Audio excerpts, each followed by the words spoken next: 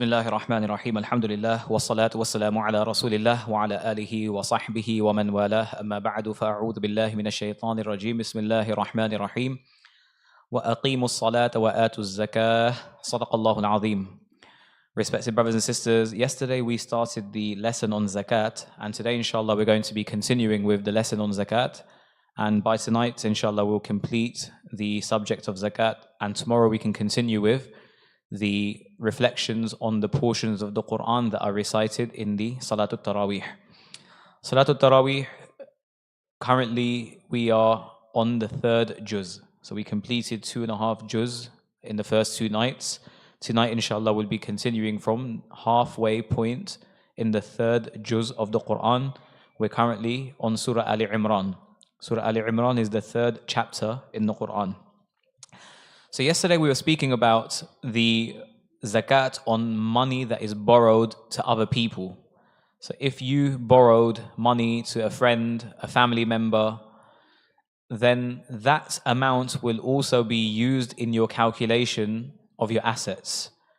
So if you borrowed your friend $5,000, $10,000 or something of that nature, and your combined wealth with all of your cash, your gold, silver, amounted to the nisab that we mentioned yesterday, the quantum, which was $8,500, besides your needs, and you had that in your possession for approximately a year, a lunar year, because the lunar year is taken into consideration, then the person must give zakat. So money that you've borrowed to other people is considered to be a strong debt, because it's a debt that is going to be repaid and you're going to receive that money back. Therefore, you still count that money even though it's not in your possession, because it's your money, it's your wealth. Now the question arises, what if a person borrowed money to others with interest? So first and foremost, that is haram. We can't borrow money to others on interest, so that interest amount should not be counted in your calculation. In fact, we shouldn't even take that amount. But the amount that we have borrowed to our friend, or whatever that amount is, inshallah, you will count that in your zakatable assets and pay your zakat accordingly. Then the next question that arises here, or the next question we're going to address is there a zakat on bonds? What if a person has purchased bonds and treasury bills from the government? First and foremost, bonds are not halal, they're haram, because they are interest-bearing bills or interest-bearing debts. So they are haram. We shouldn't be purchasing bonds or CDs. And so that's the first thing we need to be clear about before we answer the question. But if a person did purchase bonds, the amount that they forwarded, the amount that they invested in it, that amount will be zakatable, because that's your capital that you put in. That's what you had put in. But the rest should be donated, should not be taken, it should be donated, because that is the ruling in Sharia for haram wealth. Interest, wealth of interest, that has to be donated to the poor. That is not halal wealth, it does not belong to you, and it can't be used thinking, well, I'll use it for something else, I'll use it to fix my bathroom or something of that. No, that wealth has to be donated, it's haram. The question then is there zakat on stocks? Is there zakat on stocks? So yes, there is zakat on stocks, there is zakat on shares. Now, if a person has shares that they intend to sell soon, then they will give zakat on the value of the shares. If a person has stocks and the intention is to keep the stocks long term, then there is a different calculation method for zakat on stocks that are kept for long term. The zakat on stocks that are kept for long term, what has to be done is a person needs to identify or learn how much they actually own in that particular company, and then they need to check the balance sheets of that company to see how much of that company's wealth is non-zakatable assets, and then deduct the non-zakatable assets amount and then pay zakat on the remainder. Now this is a very long task. So if a person has stocks with multiple different companies, for them to go through the stocks of each company and their balance sheets and work out which assets are non-zakatable and deduct that amount and then pay on the rest, it becomes quite difficult. So the ulama gave a very easy formula. And the easy formula is 25%. Basically what they say is if it is difficult for you to determine what that amount would be, then simply take 25% of the current market value of your portfolio as a proxy and give zakat on that 25%. So as an example, if your stocks were worth $10,000, then 2,500 would be 25%, give zakat on the 25%. Right, so 2.5% on the 25% would be given as zakat. Then another question for business owners. Is there zakat on business commodities? Yes, there is zakat on business commodities. Whatever you have purchased with the intention of reselling, there is zakat on that. Whatever you purchased with the intention of reselling, there is zakat on that. Then the question arises, what rate will be taken when giving zakat on business commodities? The retail value of that commodity on the day that zakat becomes due on you. The retail value. So even if you purchased it for very less, but what is the value of that commodity? You'd have to calculate your zakat based on the value of that commodity, the retail value, on the day that zakat is payable in your account. Everybody has their own zakat due date, by the way. If I didn't mention this yesterday, I want to mention it again today, or I want to clarify that. When is zakat due on every individual? The individual will give zakat on the day that zakat is due upon them, because we mentioned that zakat is due upon a certain amount of wealth.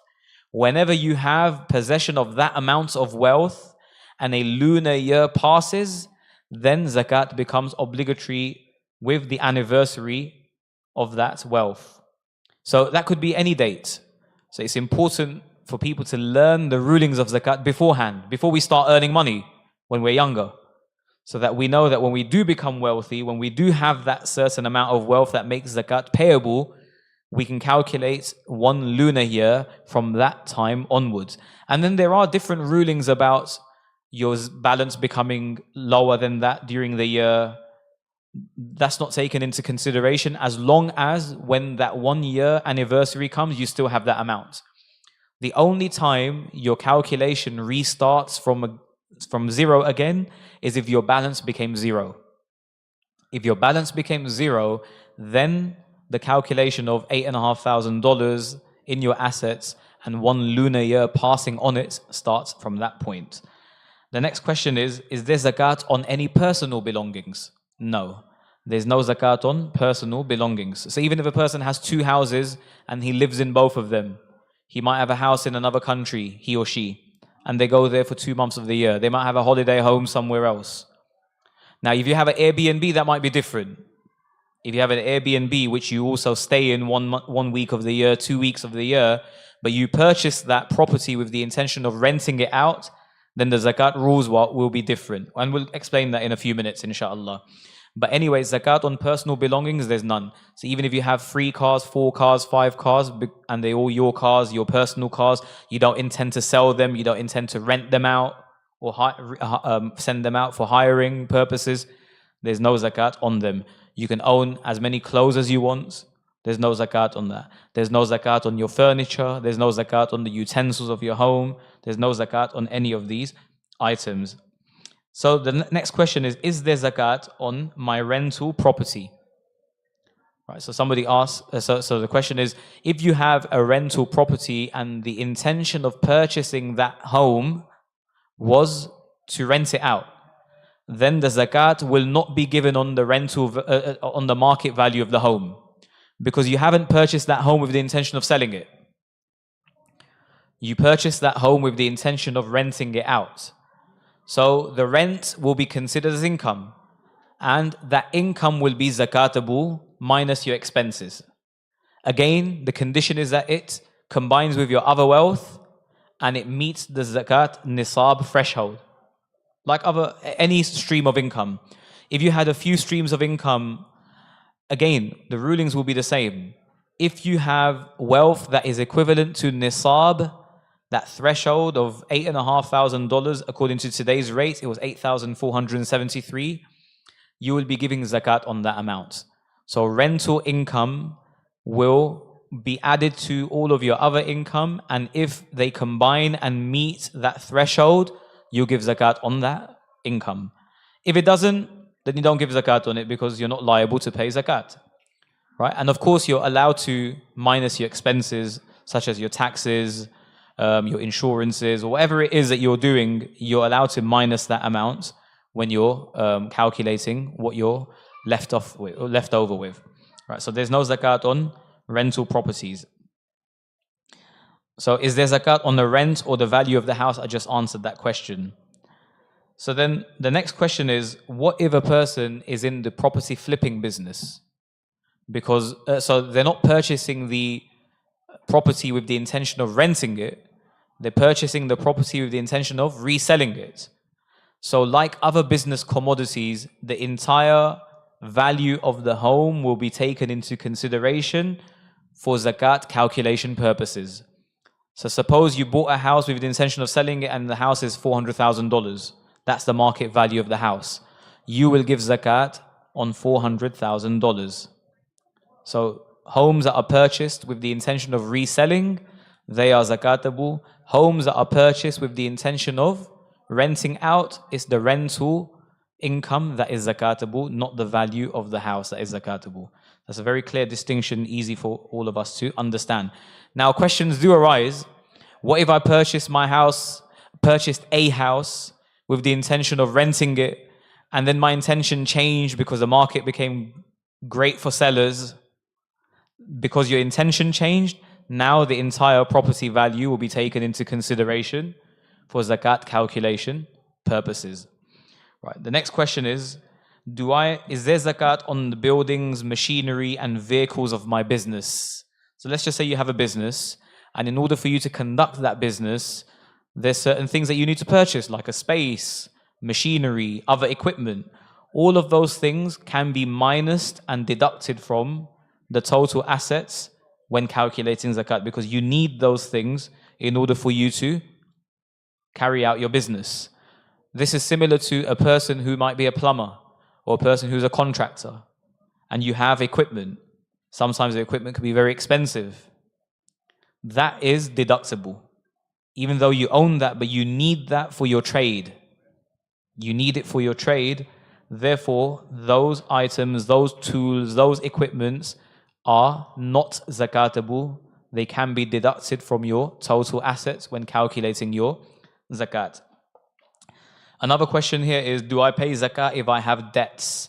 We already clarified that earlier, that if your debt is a personal debt that you gave to somebody, right, that personal debt is considered to be a strong debt in Sharia. Therefore, you will give zakat. Even if you haven't received that money back, you'll give zakat on that amount. Now, if you haven't received that money back for a number of years, you still give zakat on it for those years. And if you don't give zakat on it now, when you do receive that money, you'll have to give zakat on all of the previous years missed.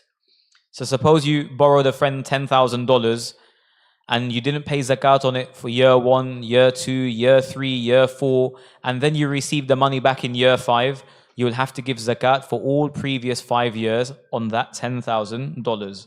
Right? So you'd have to give zakat on all of those, all of that time. Do I pay zakat on money owed to me for work I did for someone? No. That's different. So if you are owed wages, you don't give zakat on that amount. If you are owed money for services that you provided and you haven't received that money yet, you don't give zakat on that money yet. You haven't received it. If a woman is owed mahar from her husband, mahar, which is the dowry, she does not give zakat on that. When she receives it, and if it's a big amount, if it meets the nisab threshold, and then zakat due date arrives for her, then she will give zakat on it. And in any of this, brothers and sisters, if you have any questions that you need clarifying, feel free to reach out to me, inshallah, because sometimes when we go through general principles, your specific condition might be different, or you might need some clarity. So seek clarity, inshallah, if you're unsure. This is very important when it comes to matters of Sharia. We shouldn't just try to take the easy way out. because zakat is a very important obligation. So if we have any misunderstanding or if we need to seek clarity regarding any aspects of what we're discussing, feel free to reach out, inshallah. The same question applies to inheritance. Sometimes a person passes away and their assets have not been distributed and the distribution doesn't happen for a number of years. So if you are an heir and you're supposed to receive inheritance from your father or your mother's estate and you haven't received it for a number of years, you are not obligated to give zakat on that amount for those years that are missed, because it's not considered to be a strong debt in Sharia, right? I hope that's clear, inshallah. Now, is there zakat on is it real estate? We covered. This is an interesting question. Can I pay zakat in advance? Yes, you can. Just say there's an important cause. There's a calamity somewhere and there's Muslims struggling, like in Gaza or somewhere else. And you already paid your zakat for 2025. Or let's take the Islamic year, 1446. And the opportunity came again for you. Can you give your zakat in advance? Yes, you can give your zakat in advance. Rasulullah sallallahu alaihi wasallam gave this permission to his uncle Abbas radiyallahu anhu. So you can give your zakat in advance. Now, who can you give zakat to from your relatives? Very easy principle to remember. You cannot give zakat to your roots and you can't give zakat to your offspring. Usul and furu'. So you can't give zakat to your parents. You can't give zakat to your grandparents, your great-grandparents, your great-great-grandparents. You can't give zakat to your children, your grandchildren, your great-grandchildren, your great-great-grandchildren. But you can give zakat and you can't give zakat to your spouse. Right? You can give zakat to your siblings. You can give zakat to your uncles and aunts. You can give zakat to your nephews and nieces. That is permissible. Not just permissible, it's actually encouraged in Sharia to give to your closer relatives. And if your closer relatives are deserving, you get two rewards from Allah. One is the reward for zakat, and one is the reward for silatul rahim, taking care of family, kin, family ties. So that's a ruling of zakat as well. Yesterday there was a question that I addressed, which is a repeat question: do I pay zakat on wealth belonging to my children?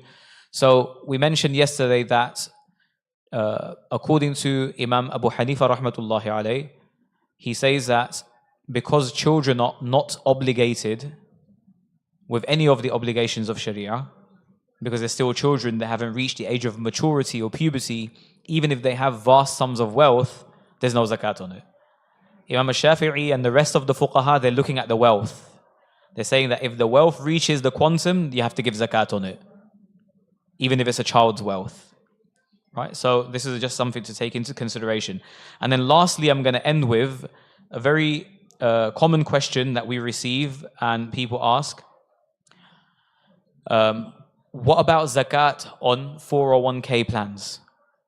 Right? So if somebody has a 401k plan, what is the ruling for zakat on a 401k plan?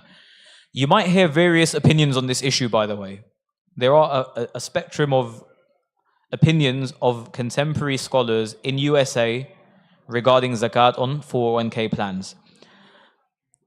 From my research, and again this is my research, and there's other opinions of ulama, you can go with the opinions after researching it. Based on, and this is an answer that was offered by Dr. Muzammil Siddiqui. Dr. Muzammil Siddiqui is a very renowned scholar in California. He was part of the Fiqh Council of North America. Dr. Muzammil Siddiqui says that the contribution that you have voluntarily made towards your 401k plan, not the contribution of your employer, the contribution that you voluntarily made towards your 401k plan, that amount needs to be, zakat needs to be paid on that amount on an annual basis. Because it's a voluntary contribution you're making. Now, people make the argument, well, I don't have access to that wealth. If I access that wealth, I have to pay a penalty, and then there's taxes, and then there's this and that. Therefore, there's no zakat on 401ks. But this is a voluntary plan. Nobody forced you to take out this plan. This is a voluntary contribution that you're making. Right? So these arguments that I don't have access to that wealth and so on and so forth, based on this research, I feel that it's not a very... Personally, I don't feel it's a very strong opinion. Allahu A'lam, Allah knows best. Again, I mentioned that this is a matter of scholarly opinion, and there's various opinions on the matter.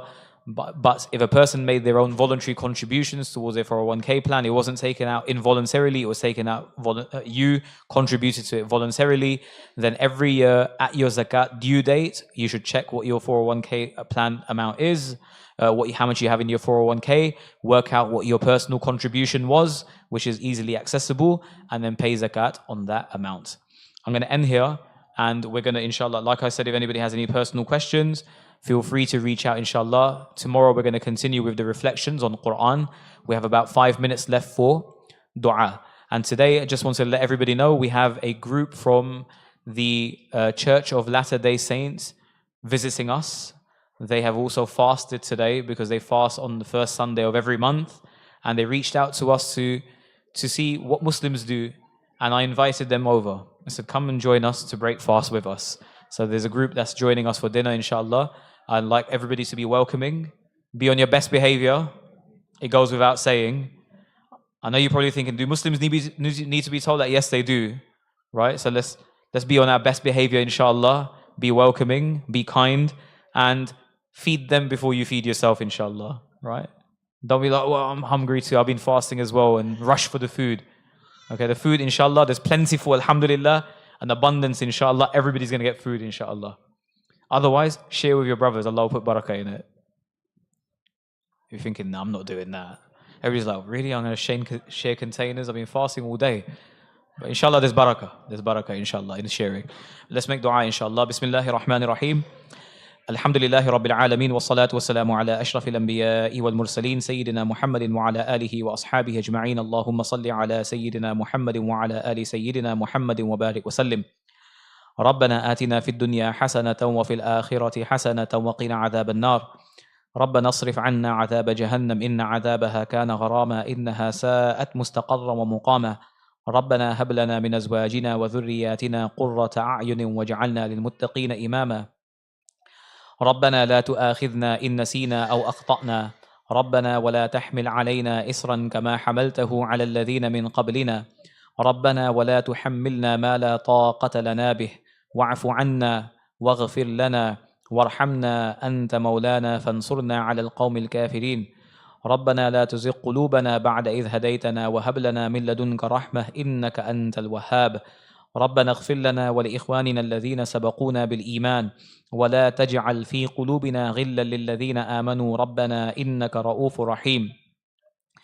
ربنا أفرغ علينا صبرا وثبت أقدامنا وانصرنا على القوم الكافرين ربنا آتنا من لدنك رحمة وهيئ لنا من أمرنا رشدا اللهم حبب إلينا الإيمان وزينه في قلوبنا وكره إلينا الكفر والفسوق والعصيان اللهم ألف بين قلوبنا وأصلح ذات بيننا اللهم ألف بين قلوبنا وأصلح ذات بيننا اللهم إنا نسألك من خير ما سألك منه نبيك محمد صلى الله عليه وسلم ونعوذ بك من شر ما استعاذك منه نبيك محمد صلى الله عليه وسلم وأنت المستعان وعليك البلاغ ولا حول ولا قوة إلا بالله العلي العظيم لا إله إلا الله الحليم الكريم سبحان الله رب العرش العظيم والحمد لله رب العالمين نسألك موجبات رحمتك وعزائم مغفرتك والغنيمة من كل بر والسلامة من كل إثم لا تدع لنا ذنبا إلا غفرته ولا هما إلا فرجته ولا دينا إلا قضيته ولا مريضا إلا شفيته ولا ميتا إلا رحمته ولا حاجة هي لك رضا إلا قضيتها ويسرتها يا أرحم الراحمين يا رحمن يا رحيم يا حي يا قيوم برحمتك نستغيث يا حي يا قيوم برحمتك نستغيث اللهم إنا نعوذ بك من عذاب القبر ومن عذاب جهنم ومن فتنة المحيا والممات ومن شر فتنة المسيح الدجال اللهم طهر قلوبنا من النفاق وأعمالنا من الرياء وألسنتنا من الكذب وأعيننا من الخيانة. اللهم إنا نسألك علما نافعا ورزقا واسعا حلالا طيبا وعملا متقبلا وشفاء من كل داء وشفاء من كل داء. اللهم إنا نسألك العفو والعافية والمعافاة الدائمة في الدين والدنيا والآخرة. اللهم توفنا مسلمين والحقنا بالشهداء والصالحين غير خزايا ولا ندامى ولا مفتونين.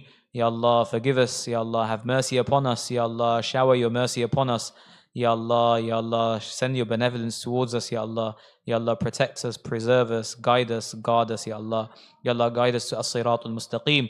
Ya Allah, keep us steadfast on the deen. Allahumma thabbit qulubana ala dinik. Oh Allah, keep our hearts steadfast on your deen. Ya Allah, Ya Allah, protect our children, preserve them, guide them, guard them. Ya Allah, preserve our center, our masjid, and all of the masajid, Ya Rabb al-Alameen. Ya Allah, preserve all of the believers throughout the world, Ya Allah. Ya Allah, accepts our fast, accepts our salah, accepts our worship, Ya Rabb al-Alameen. Ya Allah, allow it to weigh heavy on the scales on Judgment Day.